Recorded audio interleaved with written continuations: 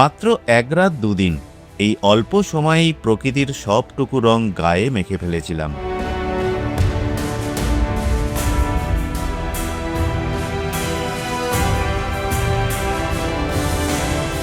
পাশ দিয়ে বয়ে চলেছে ঋষিকুল্যা নদী। সমুদ্রের নোনা বাতাসের স্পর্শে, কখনো পাহাড়ের বুক চিরে কোনো অজানা পীঠস্থানে, আর বেলা বাড়তেই আমরা হারিয়ে গিয়েছিলাম চিল্কা লেকের নীল জলরাশিতে।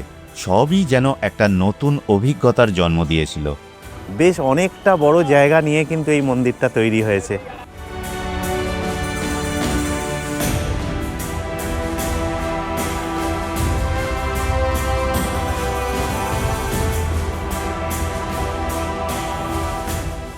ব্রহ্মপুর স্টেশন থেকে মাত্র 20 কিলোমিটারের পথ পেরিয়ে আমরা এসে পৌঁছেছিলাম উড়িষ্যার এক শান্ত জনপদ গোপালপুর। আমাদের যে পুরীর সমুদ্র সৈকত আছে তার থেকে কোনো অংশেই কিন্তু গোপালপুর এই যে সি বিচ কম না। এতটাই নিরিবিলি, এতটাই শান্ত পরিবেশ, এ যেন আমাদের নিজস্ব সমুদ্র সৈকত। গোপালপুর সি বিচের ধারে থেকে এক রাত্রি দুদিনে প্রায় 4 থেকে 5টি জনপ্রিয় ভ্রমণস্থান ঘুরে দেখা যায়। সেই গোপালপুর ঘোরার অভিজ্ঞতা নিয়েই আজকের ভিডিও। যে কোনো ছুটির দিন বা উইকেন্ড ট্যুর হিসাবে গোপালপুর দারুণ জনপ্রিয়। যদিও আমরা 2 রাত্রি 3 দিন দারিংবাড়ি ট্যুরে এসে গোপালপুর ঘুরেছিলাম। আপনাদের হাতে যদি 2 রাত্রি 3 দিন বা 3 রাত্রি 4 দিন সময় থাকে, সেক্ষেত্রে আপনারা দারিংবাড়ি প্যাকেজ করে নিতে পারেন। দারিংবাড়ি প্যাকেজের সাথেই গোপালপুর যুক্ত থাকে। দারিংবাড়ি বা গোপালপুর আসতে গেলে উড়িষ্যা ব্রহ্মপুর স্টেশনে নামতে হয়। ব্রহ্মপুর স্টেশন থেকে গোপালপুরের দূরত্ব 20 কিলোমিটার, আর ব্রহ্মপুর স্টেশন থেকে দারিংবাড়ির দূরত্ব 120 কিলোমিটার। ব্রহ্মপুর কোন ট্রেনে আসবেন, কোন সময় ট্রেন ধরবেন, তার সমস্ত তথ্য এর আগের দারিংবাড়ি ভ্রমণের ভিডিওতে পেয়ে যাবেন। দারিংবাড়ি ভ্রমণের ভিডিও এখনও যারা দেখেননি, একবার দেখে নেয়ার অনুরোধ রইল।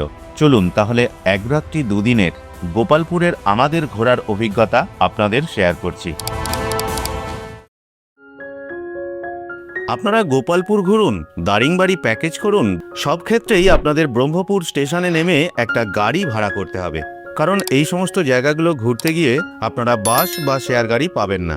এর জন্য আপনারা নির্ভরযোগ্য একজনকে ঠিক করতে পারেন। আমরা যেমন ঠিক করেছিলাম ব্রহ্মপুর, গোপালপুর বা দারিংবাড়ির সত্যদা। অন্য যে ড্রাইভার ভাইদের আমাদের সঙ্গে দিয়েছিলেন, ওরাও খুব ভালো। আমরা এত এজেড লোক, গাড়ি রাস্তায় থামিয়ে আমরা নাচানাচি করেছি। সত্যদা, ইউ আর বেস্ট। সত্যদা এখানকার খুবই পপুলার। স্ক্রিনে এবং ডেসক্রিপশনে নাম্বার দিয়ে দিলাম। আর গোপালপুরের আমাদের প্রথম ভ্রমণ স্থান তারাতারিণী মন্দির।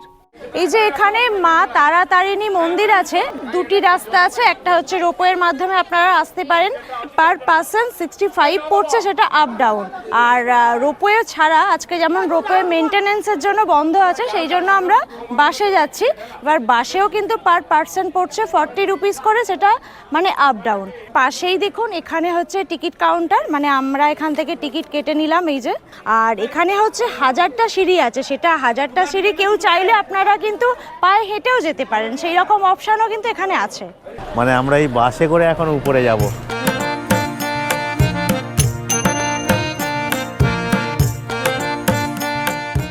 এই বাসটা একেবারে পুরো পাহাড়ের উপরে উঠছে। তো আমাদের এই যে তারা মা আর তারিণী মা, এনারা হচ্ছেন কিন্তু 2 যমজ বোন। সেই ওনাদের 2 বোনেরই এখানে হচ্ছে মন্দির। আমরা মন্দিরটা গিয়ে দর্শন করব। আর এই মন্দিরটা হচ্ছে 51 সতীপীঠের একটি অংশ, মানে বেশ জাগ্রত এই মন্দিরটা। আপনারা যখন এইখানে আসবেন এই মন্দিরটা অবশ্যই দর্শন করবেন। এই যে মন্দিরটায় আমরা এসেছি, এই মন্দিরটার পাশ দিয়ে বয়ে চলেছে ঋষিকুল্যা নদী। আর এই যে পাহাড়, এই পাহাড়টার নাম কি আছে? কুমারী পাহাড়। এবং এই পাহাড়ের উপর থেকে নিচের ভিউটা দেখুন।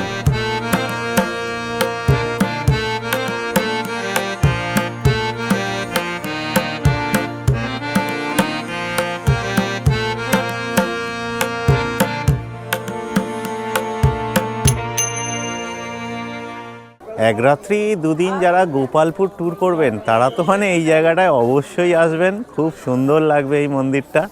আমরা তো ঘুরছি, আমাদের খুব সুন্দর লাগছে। বেশ অনেকটা বড় জায়গা নিয়ে কিন্তু এই মন্দিরটা তৈরি হয়েছে। এখানে একটা মনস্কামনা বৃক্ষ রয়েছে। আপনাদের যদি কারোর মনের বাসনা থাকে, আপনারা এখানে এই যে ধাগা চূর্ণি বাঁধতে পারেন। আর মা তারাতারিণী নিশ্চয়ই আপনাদের মনের বাসনা পূর্ণ করবেন। এই মন্দিরের মূল গর্ভগৃহে অ্যাকচুয়ালি মানে ক্যামেরা অ্যালাও নেই, আমি আর ভিতরে যাইনি। এই মন্দিরের আশপাশটা আপনাদের সমস্ত কিছু দেখাচ্ছি। মন্দির থেকে একেবারে যদি এই ধারে চলে আসেন, এখান থেকেও আপনারা কিন্তু একটা দুর্দান্ত নিচের ভিউ পাবেন। পাহাড়ের উপর থেকে যে ভিউটা অ্যাকচুয়ালি পাওয়া যায়, একটা দুর্দান্ত ভিউ পয়েন্ট রয়েছে এখানে। মা তাରିଣୀଙ୍କ ଦର୍ଶନ ପାଇଁ ଯାଉ ବହୁତ ଆନନ୍ଦ ଖୁସିରେ ଲାଗୁଛି।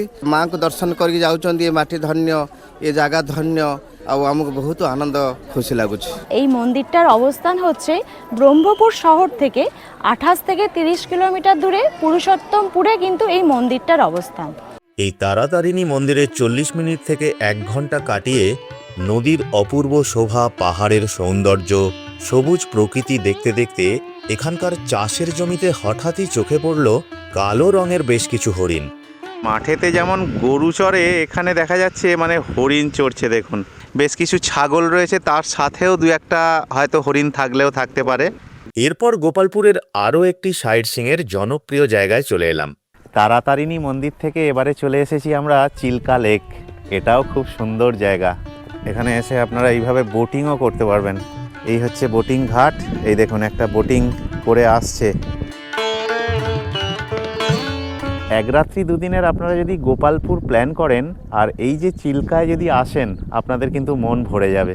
মানে গোপালপুর সি বিচে আপনারা থাকছেন, সেখানটায় তো খুব সুন্দর লাগছে, তার সাথে এই যখন লেকে আসবেন, এখানে এসে বোটিং করবেন, আপনাদের কিন্তু দারুণ লাগবে। এই বোট বুকিং করেও নিতে পারেন, শেয়ারেও যেতে পারেন, আপনারা আপনাদের মতো ঘুরবেন। একটা হচ্ছে আপনাদের 40 মিনিট ঘোরাবে, সেটা 1400 টাকা করে পড়ছে। আর একটা 1 ঘন্টা 15 মিনিট ঘোরাবেন, সেটাতে পড়ছে 2100 টাকা। আর একটা বোটে মিনিমাম আপনাদের 7 জন করে যাচ্ছে 1400 টাকায়। ওটা আপনাদের দুখানা পয়েন্ট ঘোরাবে। আর যেটা 2100 টাকা, সেটা আপনাদের 3টে পয়েন্ট ঘোরাবে। শেয়ারে হচ্ছে আপনার 200 টাকা করে পড়ছে। আপনারা যদি 2 জন কি 3 জন আসেন, আপনারা যদি 60 জন এখানে হয়ে যায়, সেক্ষেত্রে আপনারা কিন্তু শেয়ারে ঘুরতে পাচ্ছেন, তাতে আপনাদের 200 টাকা করে হয়ে যাচ্ছে। আর তা না হলে আপনারা যদি 2 জন 3 জন আসেন, 1400 টাকা দিয়ে যদি আপনারা বুকিং করেন, তাহলে পুরো ঘুরে চলে আসবেন। আমরা যখন পুরী থেকে চিল্কা লেকে বেড়াতে যাই, সেটা একটা আলাদা সাইট। এই যে আমরা চিল্কা লেকে এসেছি, এটা একটা আলাদা সাইট। তবে আমাদের চিল্কা লেক কিন্তু খুব ভালো লাগলো। চিল্কা ঘুরে আসার পরে এই গোপালপুরে আরও 2টো স্পট এখনও আমাদের ঘোরার বাকি রয়েছে। তারপরে আমরা সি বিচের ধারে যাব। এখন বেজে গেছে দুপুর 2টো। তো এই মুহূর্তে এবারে একটু লাঞ্চ করতে হবে। তো সুন্দর একটা হোটেলে আমাদের গাড়ি দাঁড় করিয়ে দিল, এই যে মা রেস্টুরেন্ট। এখানেই আমরা লাঞ্চটাকে কমপ্লিট করব।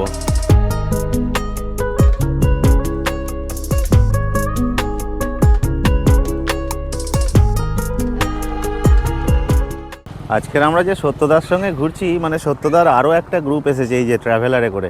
এনারা সবাই কিন্তু এই যে আমার সাথে দাদা আছেন সত্যদা, এনার সাথেই সবাই ট্যুরটা করছেন। এরকম সুযোগ সুবিধা কোনো বছর পাইনি আমরা। মেন কথা, আমার ভাই প্রথম থাকে ক্যান্টনমেন্টে থাকে, তপন মণ্ডল, ওই করে সত্যতার সাথে কন্ট্যাক্টটা করেছিল। সব সময় এত হেল্প করছে। আমরা বলবো কি তার আগে ওনারা Shattuda, you are best. Really, you are a best. এবং সত্যতা অন্য যে ড্রাইভার ভাইদের আমাদের সঙ্গে দিয়েছিলেন, ওরাও খুব ভালো। ওনার কাছে আমি একটা এক্সেপশনাল পেয়েছি, আন্তরিকতা। এই জিনিসটা সবার থাকে না। আমরা এত এজেড লোক, গাড়ি রাস্তায় থামিয়ে আমরা নাচানাচি করেছি। আমার যে গেস্ট আছেন সব স্যাটিসফাইড, আনস্যাটিসফাইড। পজিটিভ যে আপনারা কথাবার্তা শুনলেন, মানে সেটা শুনেও কিন্তু আমার খুবই ভালো লাগলো। এখন আমরা টামপাড়া লেকে চলে এলাম। এইখানে বোটিং হচ্ছে, পাশে পার্ক আছে, সবই দেখাবো আপনাদের। খুব সুন্দর এটাও জায়গাটা।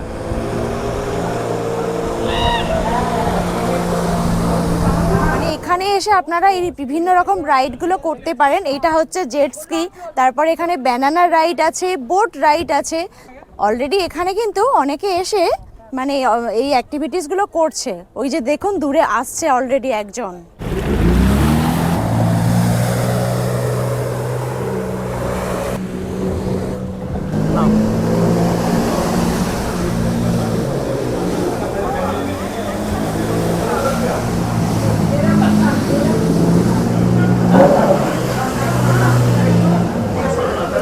বিভিন্ন যে রাইডগুলো আছে আপনাদের বললাম, তার সমস্ত প্রাইস লিস্টটা এখানে দেয়া আছে, এটা দেখে নিতে পারবেন। আর এই দিকে হচ্ছে যে একটা পার্ক আছে, এই পার্কে যেতে গেলে আপনাকে কিন্তু 20 টাকা করে পার পার্সন টিকিট কাটতে হবে। এই পার্কটা এলে আপনারা এখানে ভিতরে যেতে পারবেন, আর এখান থেকে যে লেকের ভিউটা কিন্তু খুব সুন্দরভাবে দেখতে পারবেন। তো এই পার্কে কিছুটা সময় কাটাতে পারবেন, আর ওই পাশে যে লেক আছে লেকেও কিছুটা সময় কাটাতে পারবেন, বিভিন্ন অ্যাক্টিভিটিস করতে পারবেন। এখানে এই দুটো অপশান কিন্তু রয়েছে। এবারে গোপালপুরে আর্যপল্লীর সমুদ্র সৈকতের মনোরম শোভা দেখতে চলে এসেছি। সেখানে দূরে কিন্তু এটা জেটি ঘাট, এটা একটা জাহাজ বন্দর।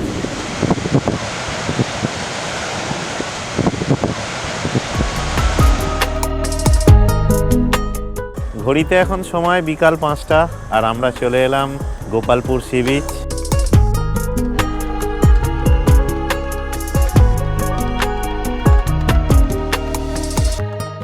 আর আমরা আজকে থাকবো এই যে ওশান ইন।